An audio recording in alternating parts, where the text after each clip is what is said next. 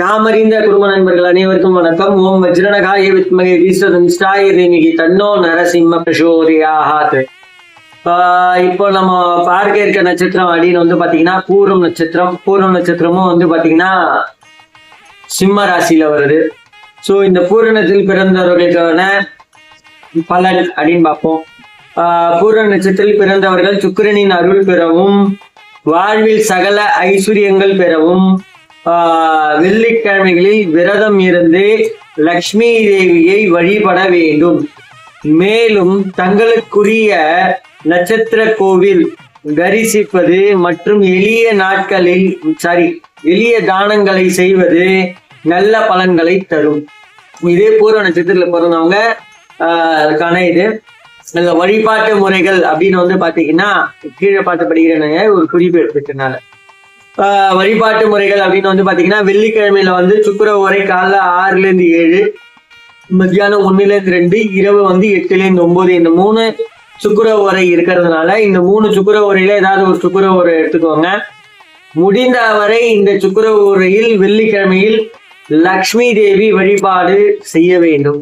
லக்ஷ்மி தேவி வழிபாடு எப்படி செய்யலாம்னா, லக்ஷ்மி உகந்தது வந்து தாமரை அப்படி இல்லைன்னா வில்வம், இது ரெண்டுத்துல வந்து லக்ஷ்மி தேவி நம்மளால கோவில் போக முடியலன்னா ஒரு ஆப்ஷனா வீட்லயே வந்து லக்ஷ்மி தேவி இந்த 3 சுக்கிரவரையில ஒரு சுக்கிரவரைய நிர்ணயம் பண்ணி அந்த சுக்கிரவரையில லக்ஷ்மி தேவி வழிபட வேண்டும். அந்த தாமரை இதழ்களால லக்ஷ்மி தேவிக்கு அர்ச்சனை செய்து இந்த வெள்ளை மொச்சையில வந்து சுக்கிர பகவானுக்கு வந்து நவகிரகத்துல படைப்போம் பார்த்தீங்களா, வெள்ளை மொச்சை, அந்த வெள்ளை மொச்சையில வந்து சுண்டல் பண்ணி நேவேதியம் பண்ணி உங்க வீட்டுல இருக்கிறவங்க வரைக்கும் சாப்பிட்றவங்களுக்கு நேவேதியம் பண்ணி நீங்க அது பண்ணின்னு வந்தீங்கனாலே உங்களுக்கு சகல ஐஸ்வர்யமும் வந்து சேரும். அது மட்டும் இல்லாம அந்த பூஜை செய்யும் போது லக்ஷ்மி தேவிக்கு வந்து நெய் தீபத்துல வந்து விளக்கேற்றணும்.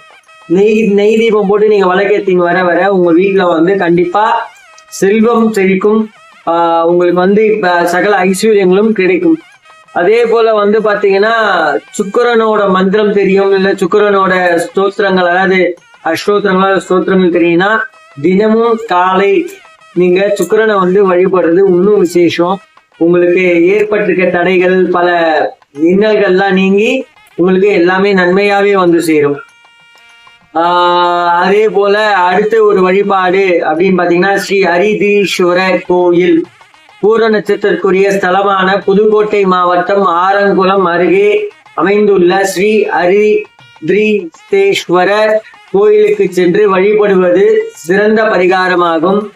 புதுக்கோட்டை மாவட்டம் ஆரங்குளம், இது புதுக்கோட்டை மாவட்டத்தில் உள்ள ஆரங்குளம்ல ஸ்ரீ ஹரிதீஸ்வரர் கோயில் வந்து இருக்கு. அங்க போயிட்டு வழிபட்டுட்டு வாங்க. முடிந்தவரை தானங்கள் அப்படின்னு வந்து பாத்தீங்கன்னா தேவையுள்ள, அதாவது அவங்க நியர்பை வீட்டுக்கு பக்கத்துல இருக்க கஷ்டப்படுற இளம் பெண்கள் இருக்கும், அந்த மாதிரி இளம் பெண்களுக்கு வந்து ஏதாவது ஒரு அழகு சாதன பொருட்களை தானம் செய்யலாம். ஏன்னா அந்த மாதிரி அழகு சாதன பொருட்கள் தானம் செய்யும் போது அந்த சுக்கிரனோட பலம் வந்து உங்களுக்கு பெருகும். கோவிலுக்கு தேவையான பாலோ இல்ல வெண்ணெயோ இல்ல வாசனை திரவியங்களோ, அதாவது பன்னீர், அந்த மாதிரி விஷயத்த வந்து நீங்க கோயிலுக்கு வாங்கி தரலாம். அபிஷேகத்திற்கு டெய்லி பால் அபிஷேகம் பண்றதுனால பால் கூட வாங்கி தரலாம். அந்த மாதிரி பண்றது வந்து உங்களுக்கு இன்னும் கொஞ்சம் பலத்தை சேர்க்கக்கூடிய ஒரு விஷயம். அது மட்டும் இல்லாம பூர நட்சத்திரத்தான விருட்சமான பலா மரத்தை நட்டு பராமரித்து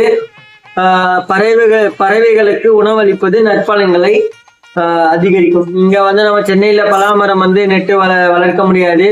முடிந்தவரை பறவைகளுக்கு உணவு அளித்தல்.